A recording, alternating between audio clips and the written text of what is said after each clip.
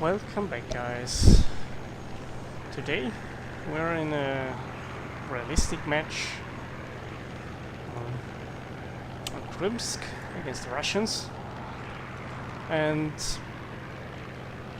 this is the new Corsair, the F4U-4. In general, I really like the Corsairs in War Thunder. They perform reasonably well and with decent maneuverability and a very good rip speed for high-speed dives. And in all honesty, I never experienced a red line on this plane, even when diving down from several thousand meters. So the structure of it is very, very durable. Also, in general, the acceleration in a straight line is also not that bad, especially if you whip it.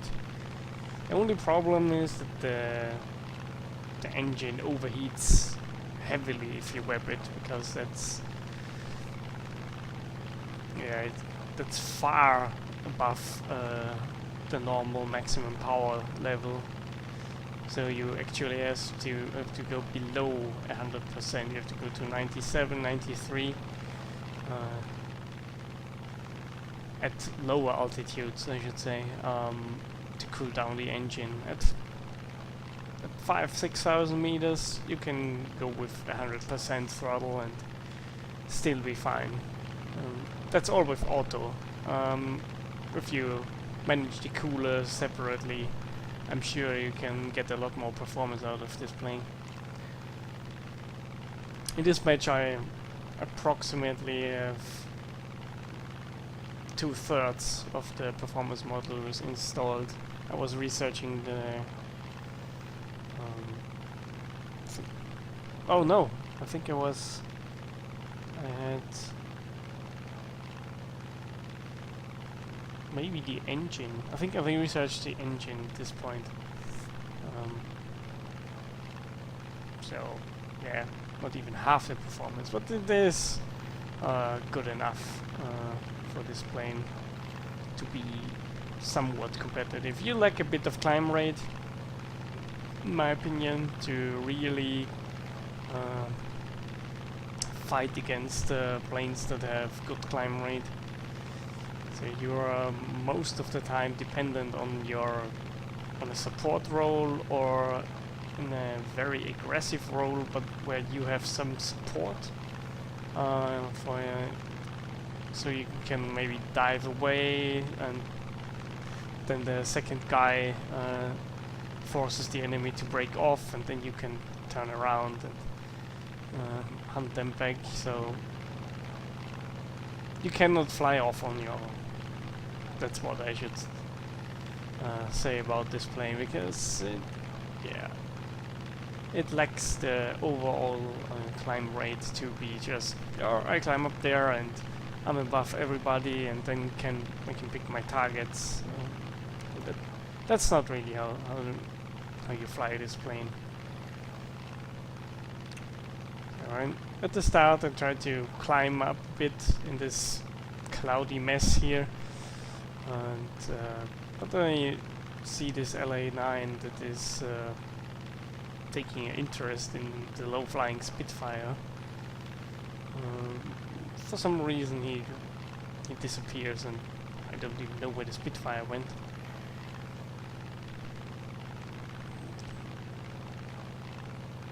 I think it got shot down by the I-10. I didn't really notice that while I was playing. And now I'm trying to help our guys against this Yak-3,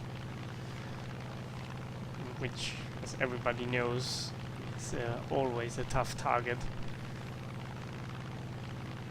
But then I switch away to attack the LA-9, because I don't want him to interfere with my two teammates here who are fighting the Yak. Open up at long distance. damage him slightly.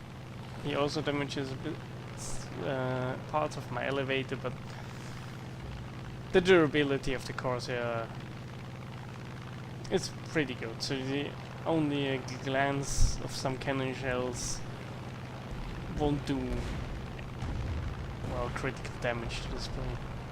And now I'm maneuvering against the LA9.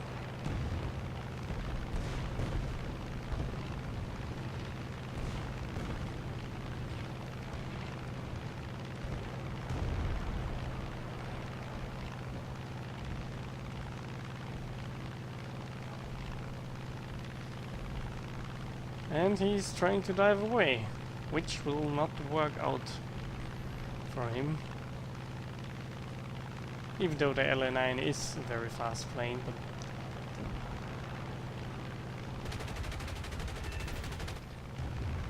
and I light him on fire, and yeah, he will burn out. He's done for.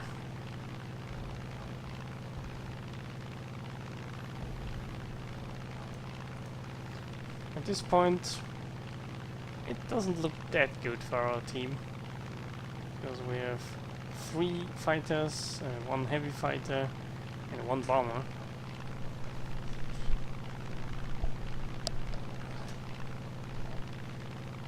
And now I notice this Hornet is getting chased by 2 LA9s, which is not very good. Because the Hornet, it is a fast plane, but at low altitude I don't think it can run away from an LA9. But what else should he do? And this LA9 snipes him away and go for the higher one. But my aiming wasn't on point there. I had some slight issues. One thing to notice with this plane, when you have high speeds, it sometimes is a bit hard to completely center your aim on an aircraft, because sometimes the rudder is not that responsive if you don't use the full rudder, and full rudder isn't very good for aiming because then your whole plane wobbles around. Now my only chance is to run away to the airfield, because I cannot out-climb the LA9. I can also not outrun the LA9 at this altitude. So I pretty much have to hope that they will turn away.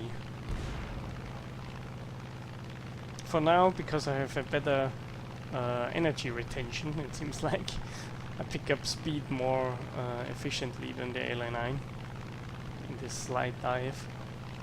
So I'm able to open up the distance.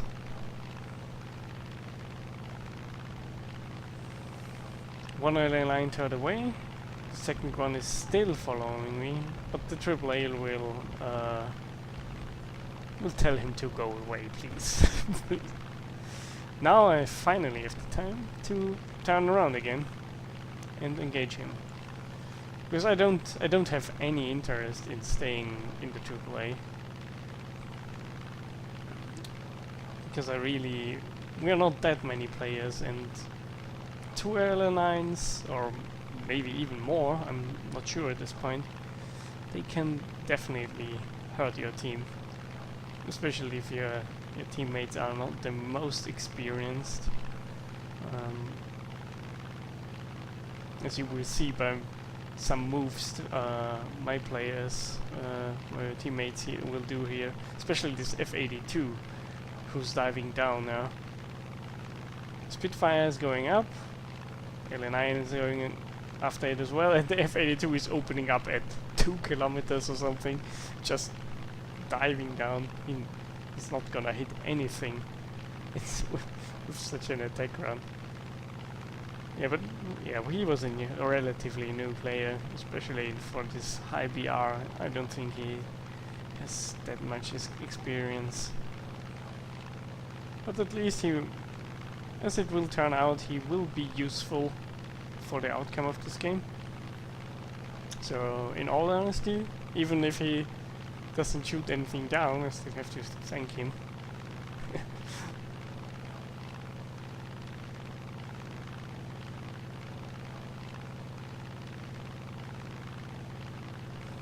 Now the problem begins with 3 LNIs, and I am effectively alone. So what should I do? I have the altitude.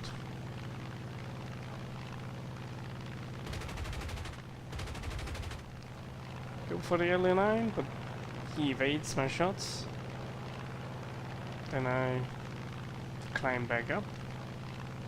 Try to use the energy I have.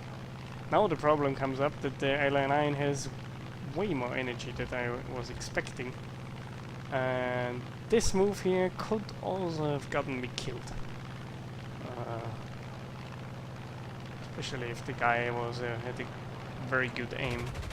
But luckily he didn't, and I got him. And the second LN9.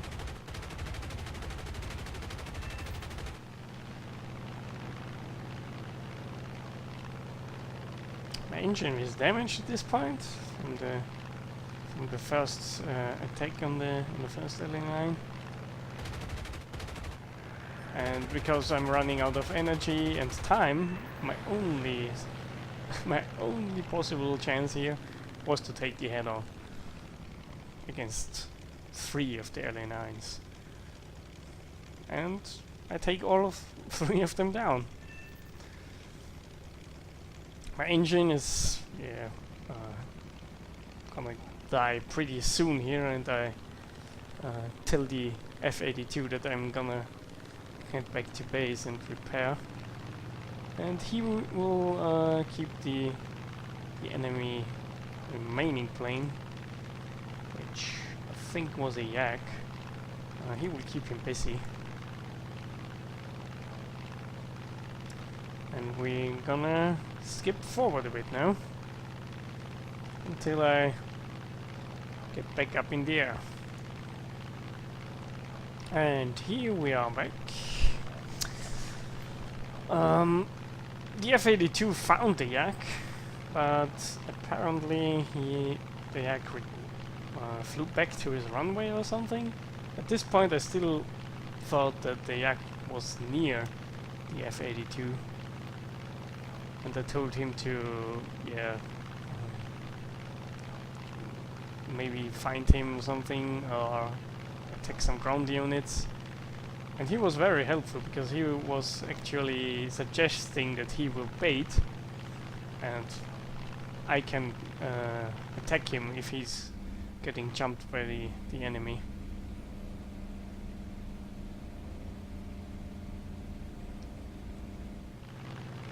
So you don't see that often that the players will who didn't got a kill in the match will play that selfishly. Not sorry, not selfishly. I should say he was playing really team orientated, and he definitely tried to do anything that we can win this game. And he will continue to go to strafe some ground units, and I'm gonna skip forward until the point where I get a bit bored and use a Avenger order to find him. And yeah, this is maybe a slight cheat, but it is a cheat that every girl can use in realistic, and so why not use tools that you have at your disposal? And I used the Avenger order to find him, and he really was coming from his airfield, and he didn't climb at all.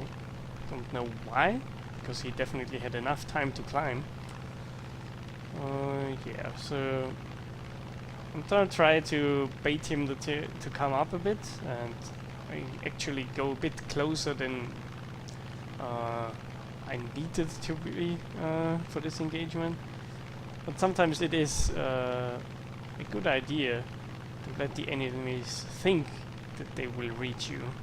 But in all honesty, they would never have a chance to catch you anywhere. We don't really get any good hits on the arc here. But I have way more energy than he does, and the F-82 comes to help me as well, so he has to turn away. Here I think, well, maybe go up again, but I wanted to end this at all at all costs. You will probably say, well, you risked a lot going head on. Yeah, but I'm sure I did. But the Russian planes are not that robust against 50 cals. Especially they light on fire pretty easily. And the Corsair has a very tough structure, as you can see. In this game I got hit quite often, but it wasn't that critical, so I was able to get away with 5 kills, and thanks to this PlayStation player who did what he could, even though he wasn't very used to the F-82. Yeah. I think that was it for this video, guys. Thank you, and see ya.